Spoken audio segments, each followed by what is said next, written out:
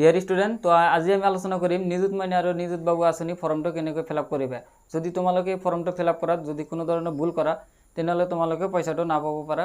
গতিকে তোমালোকৰ কাৰণে এই ভিডিঅ'টো বহুতেই ইম্পৰ্টেণ্ট হয়। গতিকে তোমালোকে ভিডিঅ'টো অলপ ডাঙৰ হ'লেও স্কিপ নকৰাকৈ সম্পূৰ্ণ চোৱা। মই ষ্টেপ বাই ষ্টেপ কৈ দিম ক'ত কি হ'ব, কেনেকৈ ফৰ্ম ফিল আপ কৰিবা। তো ভিডিঅ'টো ভাল লাগিলে এটা লাইক কৰি দিবা, চেনেলটো নতুন হ'লে ছাবস্ক্ৰাইব কৰি দিবা। এইটো হ'ল ডিগ্ৰীৰ নিযুত মইনা আৰু নিযুত বাবু আঁচনি। তো এইটো হ'ল নিযুত মইনা আঁচনিৰ ফর্ম। তো নিযুত মইনা আঁচনি আর নিযুত বাবু আঁচনির ফর্ম প্রায় একই, ঠিক আছে। তো মই কেবল নিযুত মইনা আর নিযুত বাবুর কারণে এইটো ফর্ম ফিল আপ করে দিম। আর এইটো হল তোমালোকৰ হায়ার সেকেন্ডারির কারণে। তো হায়ার সেকেন্ডারির কারণে এইটো higher secondary HS first year, ঠিক আছে। এইটো হল ফার্স্ট ইয়ারের ফর্ম। তো এই ফর্মকেইটা তোমালোকে কেনেকৈ ফিল আপ কৰিবা সেইটো মই ইয়াত কৈ দিম আৰু দেখাম যে কেনেকৈ ফৰ্মটো ফিল আপ কৰিবা, কাৰণ ভুল হ'লে তোমালোকে টকাটো নাপাবা। তো সেইকাৰণে ভিডিঅ'টো অলপ ডাঙৰ হ'লেও সম্পূৰ্ণ চোৱা, তোমালোকৰ উপকাৰ হ'ব। তো ইয়াত চোৱা, প্ৰথমে তোমালোকৰ কি দিয়া আছে, ইয়াত দিয়া আছে অল ফিল্ডছ আৰ মেণ্ডাটৰী, মানে ইয়াত যিমানখিনি খালী দিয়া আছে সকলোখিনি মানে পূৰ কৰিব লাগিব, ঠিক আছে। মানে সকলোখিনি লেখাটো বাধ্যতামূলক। তো ইয়াত প্ৰথমে 1 নম্বৰত কি দিয়া আছে, নেম অফ ষ্টুডেণ্ট। ইয়াত তোমালোকৰ নামটো লিখিবা, ঠিক আছে। যেনেকুৱা ধৰা ইয়াত তোমালোকৰ নাম লিখিবা আৰু ইয়াত ডেট অফ বাৰ্থটো দিবা।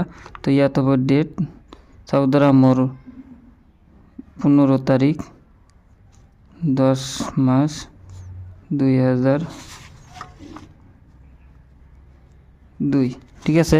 এইটো হ'ব, এইটো হ'ল মোৰ। তো ইয়াত দিবা তোমালোকৰ ডেট অফ বাৰ্থ আৰু ইয়াত দিবা নেম অফ ফাদাৰ। তো ইয়াত ফাদাৰৰ নামো দিব পাৰা, মাদাৰৰ নাম দিব পাৰা, বা তোমালোকৰ যদি গাৰ্জেন বেলেগ থাকে তাৰো নাম দিব পাৰা, ঠিক আছে। ইয়াত দিবা আৰু ইয়াত হ'ল মোবাইল নাম্বাৰ, তোমালোকৰ ফোন নাম্বাৰটো ইয়াত দি দিবা। আৰু ইয়াত আছে এড্ৰেছ। তো এড্ৰেছখিনি তোমালোকেতো জানাই এড্ৰেছখিনি কেনেকৈ ফিল আপ কৰিবা। এড্ৰেছত কি লিখিবা, ইয়াত দিয়া আছে ভিলেজ নেম, ভিলেজ অৰ টাউন অৰ চিটি, ইয়াত ভিলেজ নেম, পিন, ইয়াত দিয়া আছে ব্লক অৰ, ইয়াতে আমাৰ মানে গাঁৱৰ কাৰণে ব্লকে হয়, আৰু এইটো টাউনৰ কাৰণে টাউনৰ কমিটি থাকে, সেইটো কাৰণে তো ব্লকটো লিখিবা। আৰু পুলিচ ষ্টেচন আৰু ইয়াত হ'ল ডিষ্ট্ৰিক্ট। আৰু ইয়াত চোৱা 6 নম্বৰত দিয়া আছে number and name of LAC। তো তোমালোকৰ যিটো সমষ্টি আছে সমষ্টিৰ নাম্বাৰটো ইয়াত লিখিবা। আৰু ইয়াত দিয়া আছে name of the last institution from which pass. তোমালোকে ক'ৰ পৰা পাছ কৰিছা সেইটো ইয়াত লিখিবা, স্কুলৰ নামটো লিখি দিবা। আৰু ইয়াত লিখি দিবা তোমালোকে হায়াৰ সেকেন্ডাৰী যদি ফাৰ্ষ্ট সেমিষ্টাৰত থাকা, যদি ফাৰ্ষ্ট ইয়াৰত থাকা, মানে ফাৰ্ষ্ট সেমিষ্টাৰ কলেজৰ ডিগ্ৰীৰ কাৰণে ফাৰ্ষ্ট সেমিষ্টাৰত থাকিলে ইয়াত এইচএছ হ'ব, মানে হায়াৰ সেকেন্ডাৰী হ'ব। আৰু ইয়াত কোন চনত পাছ কৰিছে সেইটো হ'ব। আৰু হায়াৰ সেকেন্ডাৰী যিটো ফাইনেল দিছে ৰোল নংটো ইয়াত লিখি দিবা। আৰু 9 নম্বৰত দিয়া আছে name of institution currently enrolled in. তোমালোকে বৰ্তমানে কোন স্কুলত পঢ়া বা কলেজত পঢ়া, সেই স্কুল বা কলেজৰ নামটো ইয়াত লিখি দিবা। আৰু ইয়াত 10 নম্বৰত দিয়া আছে তোমালোকে যে ডিগ্ৰীত এডমিশ্যন লৈছা, তাৰ যিটো সামাৰ্ট পৰ্টেলৰ নাম্বাৰ থাকে, সামাৰ্ট পৰ্টেলৰ ইনৰলমেণ্ট নাম্বাৰ, ঠিক আছে, সেই নাম্বাৰকেইটা ইয়াত লিখি দিবা। আৰু এইটো হ'ল আধাৰ নাম্বাৰ, ইয়াত আধাৰ নাম্বাৰখিনি দিবা। আৰু ইয়াত দিবা তোমালোকৰ আধাৰ সিডেড একাউণ্ট নাম্বাৰ, যিটো আধাৰ কাৰ্ডৰ মানে তোমালোকৰ যিটো একাউণ্ট আধাৰ কাৰ্ডৰ লগত লিংক আছে ইয়াত সেইটো একাউণ্ট নাম্বাৰ দিবা। আৰু ইয়াত একাউণ্ট নাম্বাৰ দিবা। আৰু ইয়াত IFSC code, account holder name, ইয়াত তোমাৰ নাম দিবা, কাৰণ একাউণ্টটো তোমাৰ নামৰো হ'ব লাগিব, মানে একাউণ্টটো তোমাৰ হ'ব লাগিব, গতিকে ইয়াত তোমাৰ নাম হ'ব। আৰু ইয়াত বেংকৰ নাম, ঠিক আছে। আৰু ইয়াত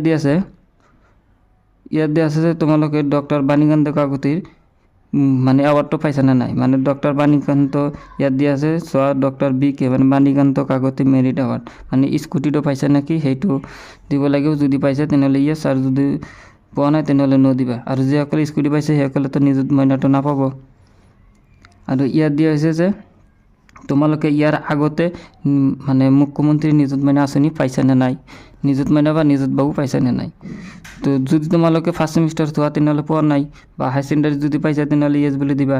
আৰু যদি পোৱা নাই হায়াৰ সেকেন্ডাৰী তেনেহ'লে ন বুলি দিবা। আৰু যিখিনি থাৰ্ড সেমিষ্টাৰত আছা সেইখিনি যদি ফাৰ্ষ্ট সেমিষ্টাৰত তোমালোকে পাইছা তেনেহ'লে ইয়েছ দিবা, নাপালে ন দিবা। 5th চেমিষ্টাৰখিনি একেই, যদি 3rd চেমিষ্টাৰত পাইছা তেনেহ'লে ইয়েছ হ'ব, আৰু যদি পোৱা নাই তেনেহ'লে ন হ'ব। ঠিক আছে, এইটো হ'ল আমাৰ ডিগ্ৰীৰ কাৰণে। তো এতিয়া আমি আলোচনা কৰিম হায়াৰ ছেকেণ্ডাৰীটো লৈ। ঠিক আছে, তো এইটো হ'ল আমাৰ হায়াৰ ছেকেণ্ডাৰীৰ নিযুত মইনা আঁচনিৰ ফৰ্ম। তো এইটো প্ৰায় একেই, কিন্তু ইয়াত মানে কেইটামান অলপ বেলেগ আছে। ইয়াত নামটো লিখিবা তোমালোকে। এইটো হ'ল হায়াৰ ছেকেণ্ডাৰী ফাৰ্ষ্ট ইয়াৰ, এই যে ইয়াত দিয়া আছে এইচএছ ফাৰ্ষ্ট ইয়াৰ। তো নামটো লিখিবা তোমালোকৰ, তাৰপিছত তোমালোকৰ ডেট অফ বাৰ্থ, ইয়াত নেম অফ ফাদাৰ মাদাৰ আৰু গাৰ্জিয়ান, দেউতাকৰ নামটো লিখি দিব, হৈ যাব। মোবাইল নাম্বাৰ, আৰু ইয়াত এড্ৰেছখিনি দি দিবা ছেম আগৰটোৰ নিচিনাই। মানে কেইটামান বেলেগ আছে, যেইকেইটা বেলেগ আছে মই সেইকেইটা দিছোঁ, আৰু গোটেইখিনি একেই। এইখিনিতো একেই, এইখিনিতো কৈছে আগৰটোত একেই হ'ব। তো ইয়াত চোৱা 10 নম্বৰত ইয়াত মানে ডিগ্ৰীৰ যিটো তাত দিয়া আছে সামাৰ্থ ইনৰোল্ড, আৰু ইয়াত দিয়া আছে দৰ্পণ ARN নাম্বাৰ। তো তোমালোকে যেতিয়া হায়াৰ ছেকেণ্ডাৰীত এডমিশ্যন লৈছা তেতিয়া তোমালোকে অনলাইন কৰিছিলা, এটা দৰ্পণ বুলি মানে এটা কাগজ আছে, তাত মানে ARN নাম্বাৰটো আছে, সেইটো ইয়াত লিখি দিবা। আৰু ইয়াত আধাৰ নাম্বাৰটো দিবা, ইয়াত আধাৰৰ লগত লিংক থকা একাউণ্ট নাম্বাৰ দিবা, IFC code, account number, bank name, আৰু ইয়াত ব্ৰাঞ্চটো দি দিবা। তো এইখিনি, তো এই দুটাৰ শেষত আছে চোৱা, ইয়াত হ'ল signature head of the institution. ইয়াত কলেজ বা স্কুলৰ হেড মানে প্ৰিন্সিপালৰ চহী হ'ব, আৰু ইয়াত তোমালোকৰ গাৰ্জিয়ানৰ চহী ল'বা, আৰু ইয়াত তোমালোকৰ ছিগনেচাৰ ল'বা। ডিগ্ৰীৰ কাৰণে একেই, এইটো হ'ল ডিগ্ৰীৰ। তো ইয়াত প্ৰিন্সিপালৰ চহী হ'ব, ইয়াত গাৰ্জিয়ানৰ চহী হ'ব, আৰু ইয়াত তোমাৰ চহী হ'ব, মানে ষ্টুডেণ্টৰ চহী। তো এইখিনি। তো ভিডিঅ'টো ভাল লাগিলে এটা লাইক কৰিবা, আৰু চেনেলত নতুন হ'লে ছাবস্ক্ৰাইব কৰি দিবা। আজিৰ কাৰণে এইখিনি, বাই বাই, টাটা।